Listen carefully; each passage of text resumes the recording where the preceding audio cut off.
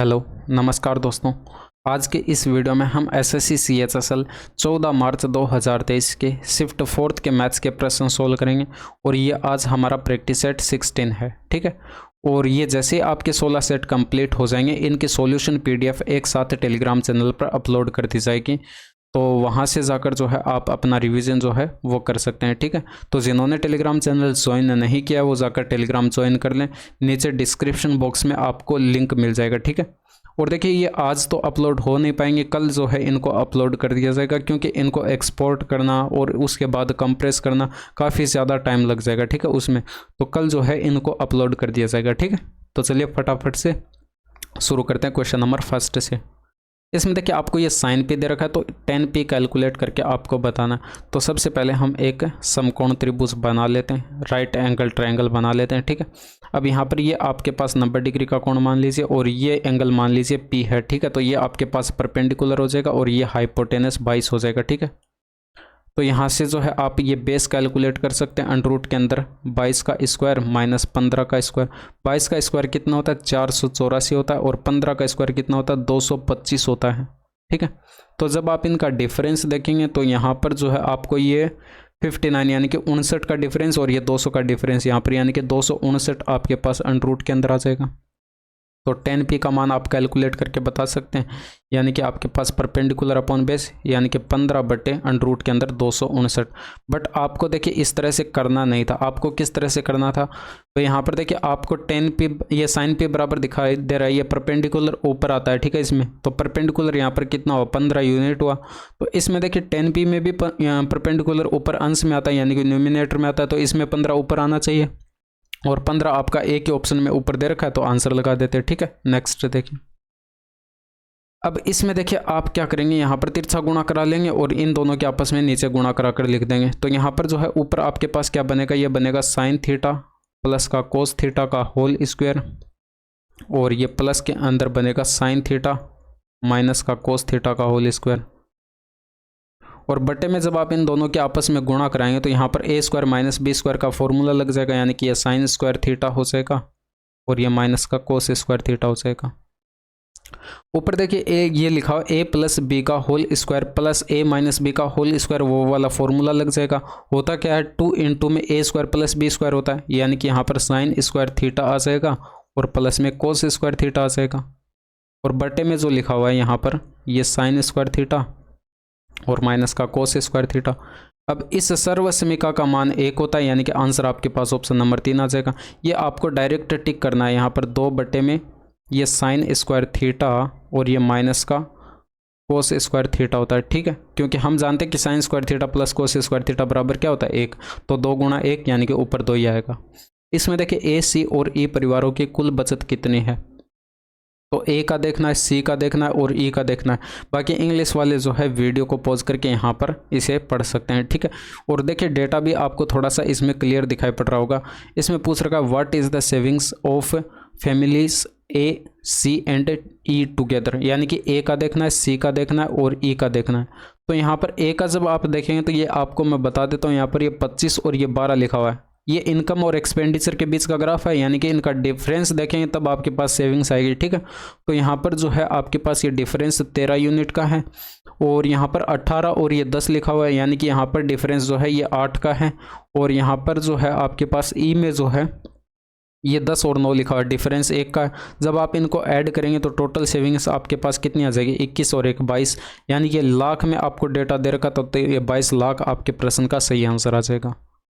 अब इसमें देखिए L2 माइनस L1 कैलकुलेट करके आपको बताना है, तो यहाँ पर आप इसको पढ़ सकते हैं और जो इंग्लिश वाले हैं वो यहाँ से इसको पढ़ सकते हैं। इसमें भी आपको यहाँ पर डेटा जो है वो क्लियर दिखाई पड़ रहा होगा। तो यहाँ पर देखिए L2 कैलकुलेट करते हैं, the total GDP of country Q in all the 5 years. ठीक है, तो यहाँ पर आपको Q का देखना, ये जो लिखा हुआ है ये Q का लिखा हुआ है। ठीक है, और यहाँ पर जो है L1 देख लीजिए, the total GDP of country P in all the 5 years, यानी कि ये आपके पास यहाँ पर P का लिखा हुआ है। ठीक है, तो आप इन सभी का टोटल कर लेंगे और बाद में डिफरेंस करेंगे तो ये 240 आपके पास आंसर आ जाएगा। बट इसको कैलकुलेट कैसे करेंगे, देखिए आप यहाँ पर जो है बड़ी वैल्यू में से छोटी वैल्यू घटा दीजिए। यहाँ पर देखिए एक चीज़ यहाँ पर देखिए, आप इसमें से ये वाली माइनस करेंगे, ठीक है। तो यहाँ पर जो है डिफरेंस ये देखिए 335 लिखा हुआ और ये 225, यानी कि डिफरेंस यहाँ पर 110 का है, ठीक है।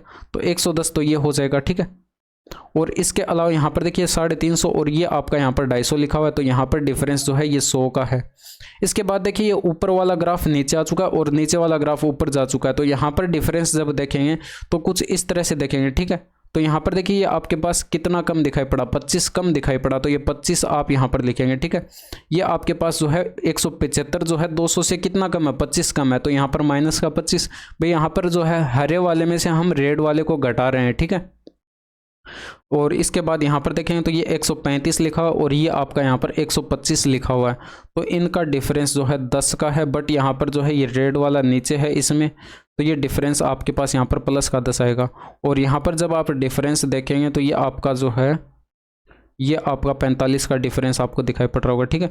जब आप इनको ऐड करेंगे तो यहाँ पर देखिए 210 हो जाएगा और ये 25 इसमें से 45 में से माइनस हो जाएगा, 20 बचेगा और यहाँ पर 20 और ये 10 यानी कि 30 और ये 210 यानी कि 240 आपके पास आ जाएगा। तो इस तरह से आप कैलकुलेशन कर सकते हैं। बाकी देखिए थोड़ा सा डेटा जो है यहाँ पर क्लियर दिखाई नहीं पड़ रहा है, तो इसलिए थोड़ा सा टाइम लग रहा है कैलकुलेशन में। बाकी यहाँ पर इतनी ज़्यादा डिफिकल्ट कैलकुलेशन ये है नहीं, ठीक है। इसमें देखिए 40% और 20% के दो क्रमागत बट्टों के बाद एक वस्तु को रुपये 4632 में बेचा जाता है। वस्तु का अंकित मूल्य क्या होगा, यानी कि अंकित मूल्य मान लीजिए मार्क प्राइस आपके पास MP है, ठीक है। छूट इसी पर दी जाएगी। 40% का मतलब होता है 2/5, यानी कि 5 पर 2 की छूट, तो इसका 3/5 कैलकुलेट कर लेंगे। 20% का मतलब होता है 1/5, यानी कि इसका मतलब यहाँ पर देखिए 40% का मतलब 2/5 होता है, 5 पर 2 की छूट यानी कि 3/5 कैलकुलेट कर लिया। 20% का मतलब 1/5, 5 पर 1 की छूट यानी कि 4/5 कैलकुलेट कर लिया। तो ये आपके पास यहाँ पर विक्रय मूल्य आ जाएगा, जो कि बराबर आपको दे रखा है यहाँ पर 4632, ठीक है। तो यहाँ से अगर आप इसको सोल्व करेंगे तो 4 त्रिका 12 हो जाएगा, 12 3 36 हो जाएगा, 10 बचा, 3 उतारेंगे, 12 8 96 और 7 बचा, 12 6 72 हो जाएगा। 25 के इधर गुणा करा देंगे, मार्क प्राइस इक्वल टू कितना आ जाएगा, 25 6 150 हासिल, 15 25 8 200 और ये 215, 21 आएगी हासिल, 25 3 75 और ये 21 आपके पास 96 यानी ये 96 हो जाएगा। आंसर लगा दीजिए। नेक्स्ट देखिए, इसमें देखिए ट्रायंगल PQR में एंगल Q बराबर 90 डिग्री और QX PR पर लंबवत है। यदि PQ बराबर 15 सेंटीमीटर है और PR बराबर 25 सेंटीमीटर, तो PX का XR के साथ अनुपात क्या होगा। तो सबसे पहले हम क्या करते हैं, एक यहाँ पर त्रिभुज बना लेते हैं, समकोण त्रिभुज, ठीक है। Q पर ये आपको 90 डिग्री का कोण दे रखा है, PQR ये ट्रायंगल है, इसमें PQ बराबर 15 दे रखा है और ये आपको यहाँ पर जो है 25 दे रखा है। तो पाइथागोरस थ्योरम से आपके पास यहाँ पर ये हो जाएगा 20, ठीक है, ट्रिपलेट से हो जाएगा। और इसके अलावा यहाँ पर देखिए QX आपको दे रखा है, परपेंडिकुलर है यहाँ पर PR पर, ठीक है, PR पर ये लंबवत है QX, ठीक है। अब यहाँ पर देखिए PX, ये वाली PX और ये आपके पास यहाँ पर XR जो है, इसका रेशियो आपको कैलकुलेट करके बताना है।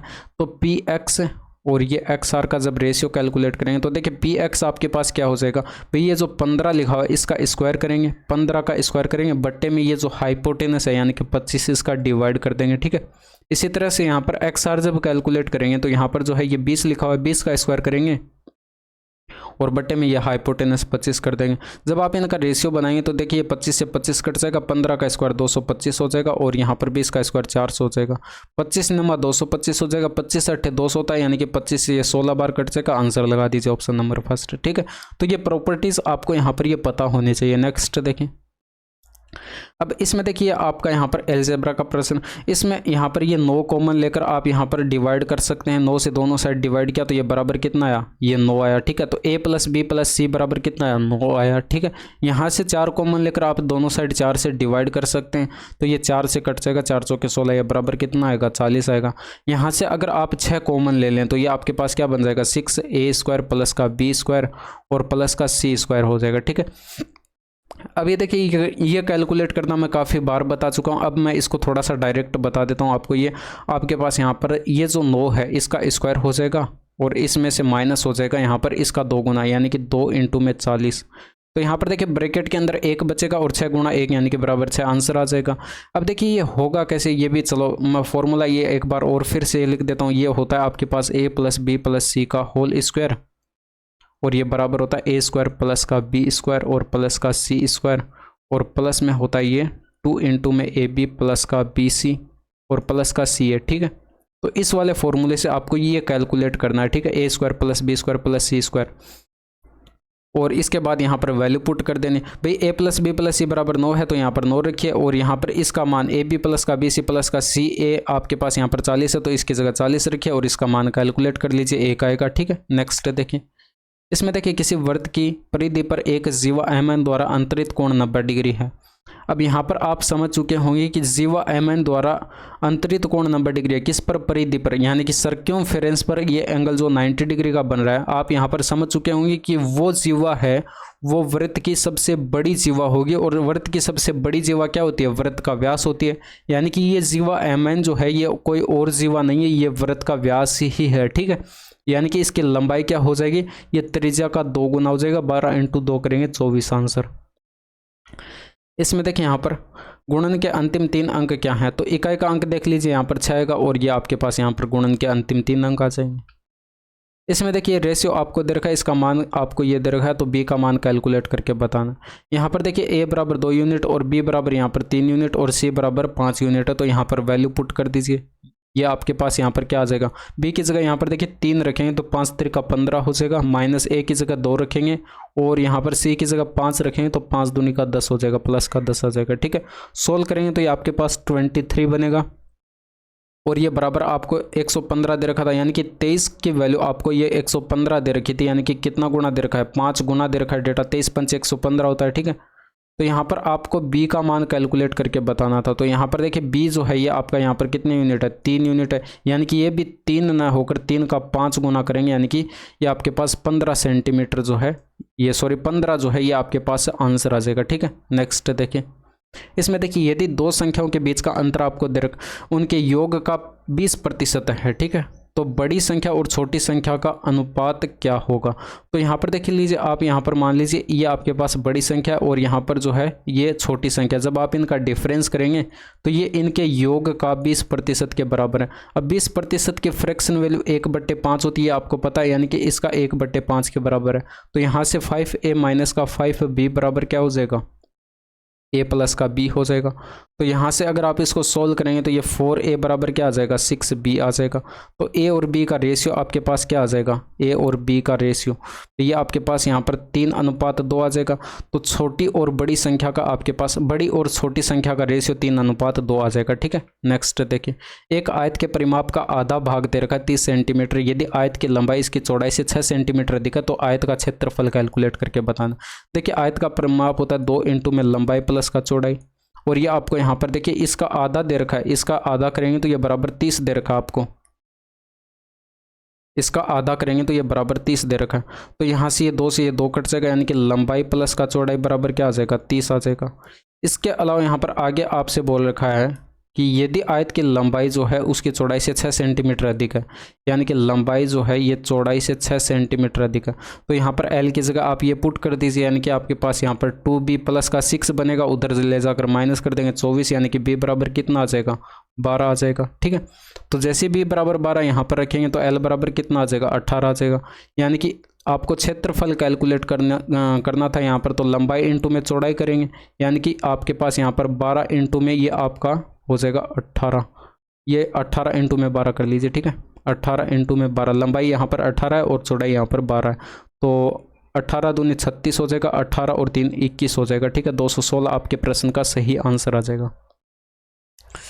एक व्यक्ति ने 4%, 6% और 10% वार्षिक दर पर साधारण ब्याज की 3 विभिन्न योजनाओं में कुल रुपये 15,500 का निवेश किया। 1 वर्ष के अंत में उसे सभी तीनों योजनाओं में समान ब्याज मिला। 6% दर पर निवेश की गई राशि कितनी है। तो यहाँ पर P1 धनराशि मान लीजिए, यहाँ पर जो है ये 4 रेट ऑफ इंटरेस्ट से जो है 4% रेट ऑफ इंटरेस्ट से 1 वर्ष के लिए यहाँ पर जमा की गई, डिवाइड करेंगे 100 से तो ये ब्याज मिलेगा, ठीक है। इसी तरह से आप यहाँ पर P2 ये 6% और ये 1 वर्ष के लिए डिवाइड करेंगे 100 से तो ये ब्याज मिलेगा, और इसी तरह से यहाँ पर P3 ये धनराशि मान लीजिए, और यहाँ पर जो है शेष धनराशि बची थी यानी कि P3, और ये यहाँ पर 10% वार्षिक दर से यहाँ पर, और 1 साल के लिए डिवाइड करेंगे 100 से, तो ये ब्याज मिलेगा। बट यहाँ पर देखिए ये ब्याज आपको साधारण ब्याज जो है ये समान बताया गया था, पर साधारण ब्याज की 3 विभिन्न योजनाओं में निवेश किया जाता है। 1 वर्ष के अंत में सभी तीनों योजनाओं में समान ब्याज मिला, ठीक है, तो यानी कि बराबर मिला, तो यहाँ पर ये 100 से ये सभी 100 कट जाएंगे। अब यहाँ से देखिए आपके पास ये डायरेक्ट आपको ये वाली लाइन लिखनी थी, P इंटू में 4 बराबर P2 इंटू में 6 प्लस का P3 इंटू में 10, ये सॉरी बराबर हो जाएगा P3 इंटू में 10, ठीक है। अब लिखने के लिए मैं ये वाली लाइन डायरेक्ट लिख सकता था, लेकिन ये समझाने के लिए आपको यहाँ पर लिखिए, ठीक है। तो यहाँ पर अब आपको करना क्या है कि ये जो आपके पास आया है यहाँ पर 4, 6 और ये 10, इन सभी का एलसीएम आपको 60 दिखाई पड़ रहा होगा, ठीक है। तो आप इन तीनों का अगर एक साथ रेशियो लिखेंगे P1, P2 और P3, यानी कि 3 धनराशि आपने मानी थी, इनका रेशियो लिखेंगे तो ये 15 चौके 60, भाई 4 का डिवाइड करेंगे तो 15 चौके 60, और 6 का डिवाइड करेंगे 60 में तो ये आपके पास यहाँ पर 10 बार जाएगा, और 10 का डिवाइड करेंगे तो ये 6 बार जाएगा। ये आपके पास इन धनराशि का रेशियो आ चुका है, ठीक है। टोटल करेंगे ये 31 यूनिट हो रहा है, ठीक है, 31 यूनिट हो रहा है। और ये आपको यहाँ पर टोटल इतना दे रखा था, ये आपके पास यहाँ पर 15,500 दे रखा था, ठीक है। तो 155 31 का 5 गुना होता है, और आगे 2 जीरो लगा देंगे, यानी कि 500 गुना आपको ये डेटा दे रखा है। आपको बताना था यहाँ पर 6% दर पर निवेश की गई धनराशि, तो 6% जो है दर पर निवेश की गई धनराशि P2 थी, यानी कि P2 का मान आपको कैलकुलेट करके बताना। ये 10 यूनिट थी, यानी कि ये 10 यूनिट, ये भी 10 यूनिट ना होकर 10 का 500 गुना करेंगे, यानी कि 5000 जो है ये आपके प्रश्न का सही आंसर होगा, ठीक है। नेक्स्ट देखें, इसमें देखिए J2 माइनस J1 कैलकुलेट करके आपको बताना है। तो आप यहाँ पर देखिए ये तो आसान डेटा है, तो आप कैलकुलेट कर सकते हैं सभी वर्षों में बी की कुल बिक्री। पहले इंग्लिश वाले जो हैं वो यहाँ से वीडियो को पॉज करके इसे पढ़ सकते हैं, ठीक है। अब इसमें देखिए यहाँ पर ये 150 लिखा हुआ और ये 350, यानी कि आपके पास हो जाएगा 400, 500 हो जाएगा, और ये 550 यानी कि 1050, और ये 450 यानी कि ये हो जाएगा 1050, और ये आपका यहाँ पर ये हो जाएगा 1500, और ये आपका यहाँ पर 1750 हो जाएगा, ठीक है। ये आपने यहाँ पर A का कैलकुलेट किया तो ये J1 कैलकुलेट कर लिया, ठीक है। अब J2 कैलकुलेट कर लेते हैं भाई। J2 यहाँ पर आपके पास इन सभी का टोटल हो जाएगा, तो ये 1000, ये 1600 और ये 2350, और ये आपका यहाँ पर 150 ऐड करेंगे तो ये 2425 हो जाएगा, और ये आपके पास यहाँ पर 2550 हो जाएगा, 2550। जब आप इन दोनों का डिफरेंस लेंगे, यानी कि ये माइनस करने था, यानी कि इनको माइनस करेंगे तो ये आपको 800 का डिफरेंस इनका दिखाई पड़ रहा है, आंसर लगा दीजिए, ठीक है। नेक्स्ट देखें, अब इसमें देखिए 48 सेंटीमीटर लंबाई के एक जीवा वृत्त के केंद्र से 7 सेंटीमीटर की दूरी पर है, वृत्त के केंद्र से 15 सेंटीमीटर की दूरी पर स्थित इसी वृत्त की जीवा की लंबाई क्या होगी। तो सबसे पहले हम एक वृत्त बना लेते हैं। ये मान लीजिए आपको एक वृत्त दे रखा है, ठीक है। अब इस वृत्त में आपको 2 जीवाएं दे रखी हैं, ये मान लीजिए ये एक जीवा, ठीक है, और ये दूसरी जीवा। अब एक जीवा की लंबाई आपको दे रखी है और इसके केंद्र से लंबवत दूरी दे रखी है। ये इस वृत्त की यहाँ पर ये त्रिज्या हो जाएगी, ठीक है। ये लंबवत दूरी आपको यहाँ पर दे रखी है 7 सेंटीमीटर, और जीवा की लंबाई 48 दे रखी है, यानी कि 24 और 24 में डिवाइड हो जाएगी, ठीक है। और ये आपके पास त्रिज्या कितनी हो जाएगी इसके भाई, 24 का स्क्वायर ये आपके पास हो जाएगा 576, और प्लस 7 का स्क्वायर 49, ये 625, और 625 यानी कि आपके पास यहाँ पर 25 आ जाएगी त्रिज्या इस वृत्त की, ठीक है। तो यहाँ पर जो है ये आपके पास ये लंबवत दूरी कितनी दे रखी है, लंबवत दूरी आपको दे रखी है 15 सेंटीमीटर, और यहाँ पर जो है त्रिज्या आपने कैलकुलेट कर लिया कितनी 25। तो ये आपके पास यहाँ पर इस जीवा की आधी लंबाई आपके पास पाइथागोरस थ्योरम से आ जाएगी, कितनी आ जाएगी, तो ये 25 का स्क्वायर माइनस कर देंगे 15 का स्क्वायर, यानी कि आपके पास यहाँ पर 625 माइनस 225, यानी कि आपके पास यहाँ पर 20 आ जाएगी, ठीक है। तो यहाँ पर ये पूरी जीवा की लंबाई कितनी हो जाएगी, 20 गुणा 2 हो जाएगी, यानी कि 40 सेंटीमीटर आपके प्रश्न का सही आंसर होगा। नेक्स्ट देखें, अब इसमें देखिए a+1/a बराबर 8 दे रखा है, और इसका मान आपको कैलकुलेट करना है a⁴ + 1/a⁴। तो इसको देखिए डायरेक्ट आप याद रखिए भाई, आपको करना क्या है, ये 8 का स्क्वायर करना है, ठीक है, और इसमें से -2 कर देना। अब ये जो भी निकल के आएगा इसका फिर से स्क्वायर करना है, और इसमें से फिर से -2 कर देना है, ठीक है। तो यहाँ पर देखिए 8 का स्क्वायर 64 होगा, 64 में इकाई का अंक 4, 4 में से 2 माइनस किया, इकाई का अंक 2, ठीक है। 2 का फिर से स्क्वायर किया, इकाई का अंक 4, और 4 में से 2 माइनस किया, इकाई का अंक फिर से 2, आंसर लगा दीजिए, ठीक है। तो एक लाइन के अंदर आपका आंसर बन जाएगा। अदरवाइज आप देखिए कैलकुलेशन कर सकते हैं भाई, यहाँ पर ये आपके पास 62 हो जाएगा, 62 का स्क्वायर माइनस कर देंगे 2, यानी कि इकाई का अंक यहाँ पर 4 आएगा, माइनस 2 करेंगे, फिर से इकाई का अंक जो है ये आपके पास 2 आएगा, तो आंसर लगा दीजिएगा। ठीक है, नेक्स्ट देखिए। अब इसमें देखिए यहाँ पर a1 प्लस a2 कैलकुलेट करके आपको बताना है। तो a2 क्या है, यहाँ पर a1 क्या है, सभी 5 स्कूलों में महिला शिक्षकों की औसत संख्या। तो महिला शिक्षकों की औसत संख्या ये 240, ये आपके पास 450, 510 और ये आपके पास 540 और ये आपके पास यहाँ पर हो जाएगी 630, 540 और ये 630 हो जाएगी। ठीक है, अब यहाँ पर इनका टोटल करेंगे, सभी 5 स्कूलों में पुरुष शिक्षकों की औसत संख्या, इसको डिवाइड 5 से भी कर देंगे क्योंकि 5 स्कूल हैं। ठीक ठीक, और यहाँ पर जो है ये आपके पास हो जाएगा 450 और ये 500, 600, 690 और ये आपके पास यहाँ पर 770 और ये 870 हो जाएगा। ठीक है, और इसको भी डिवाइड कर देंगे 5 से, इनका योग करके कैलकुलेट करके आपको बताना था। तो ये ऊपर हो जाएगा आपके पास यहाँ पर 900 और 600 1500 हो जाएगा और ये बट्टे में 5, यानी कि 300 आपके प्रश्न का सही आंसर आ जाएगा। ठीक है, बाकी इंग्लिश वाले जो है यहाँ से इसको पढ़ सकते हैं। अब इसमें देखिए यहाँ पर ये 4 दूनी का 8 हो जाएगा, ये सिंप्लीफिकेशन का प्रश्न है। 4 दूनी का 8 यानी कि ऊपर आपके पास यहाँ पर 7/2, भाई यहाँ पर ये 2 जो आएगा ये बट्टे में आएगा, यानी कि 7/2।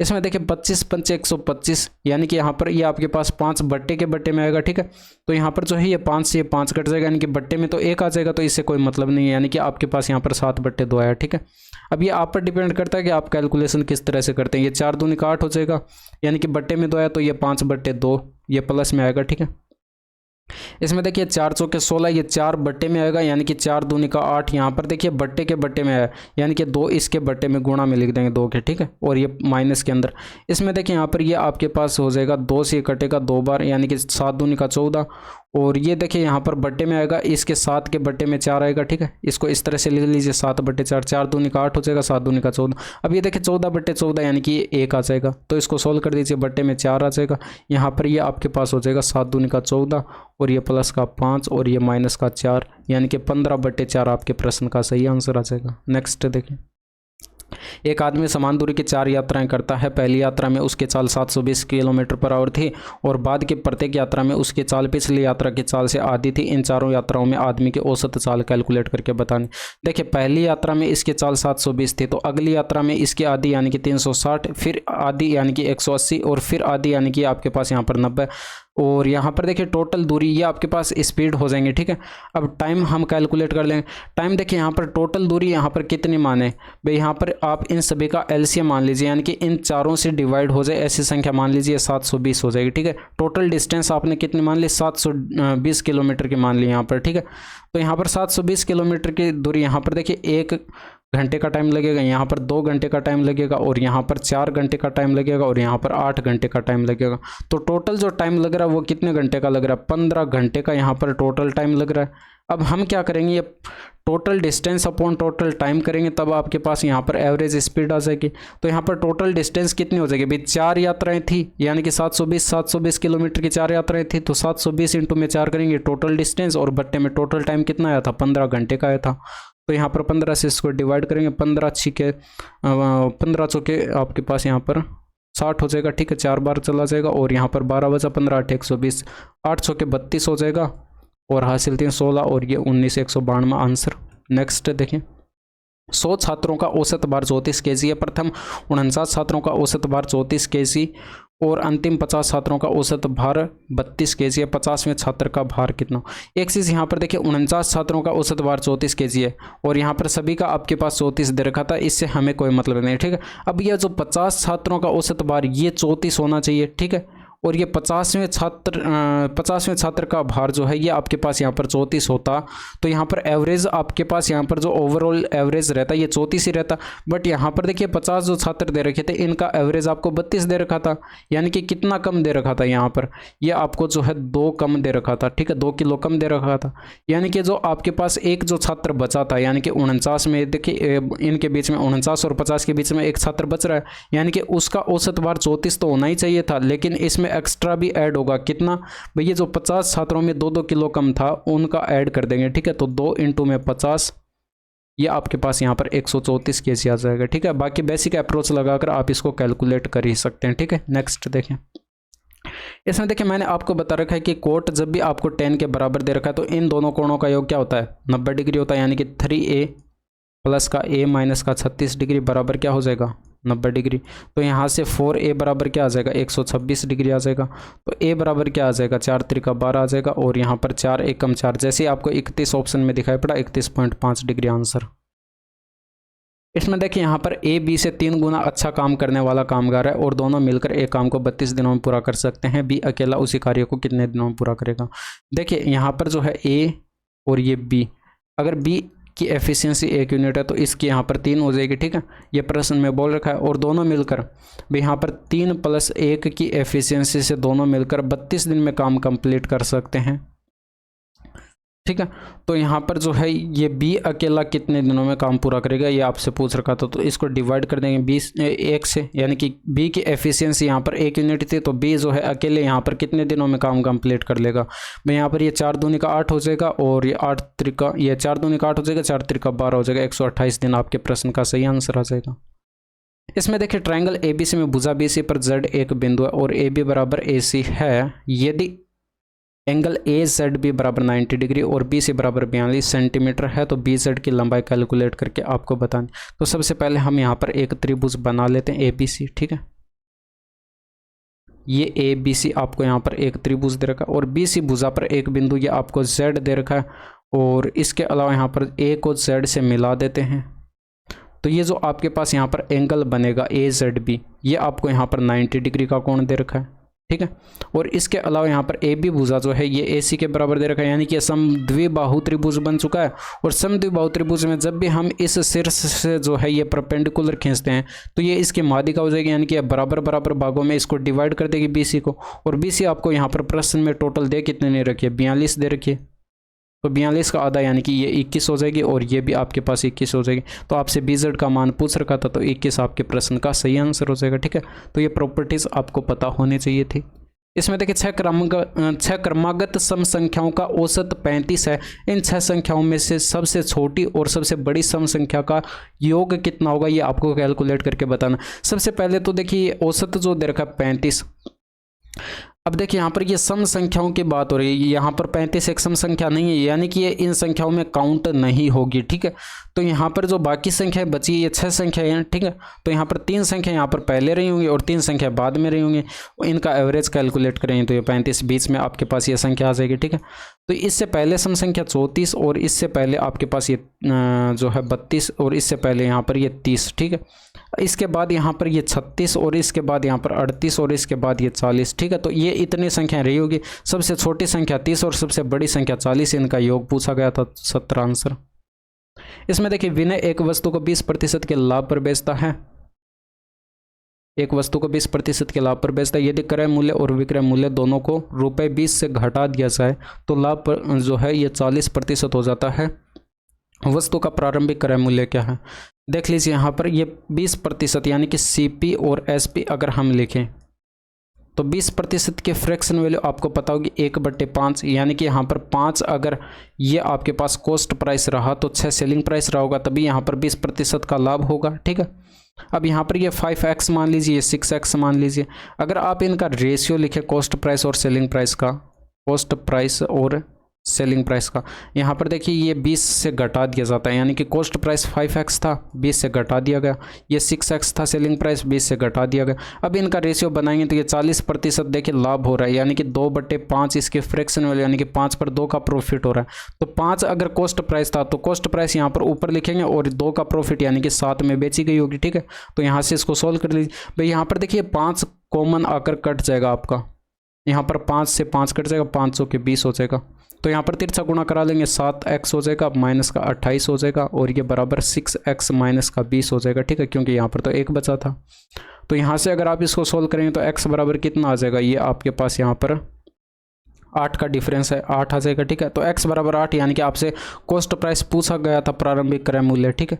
तो ये भी आपके पास 5 × में 8 करेंगे, यानी कि 8 × 5 = 40 आपके प्रश्न का सही आंसर हो जाएगा, ठीक है।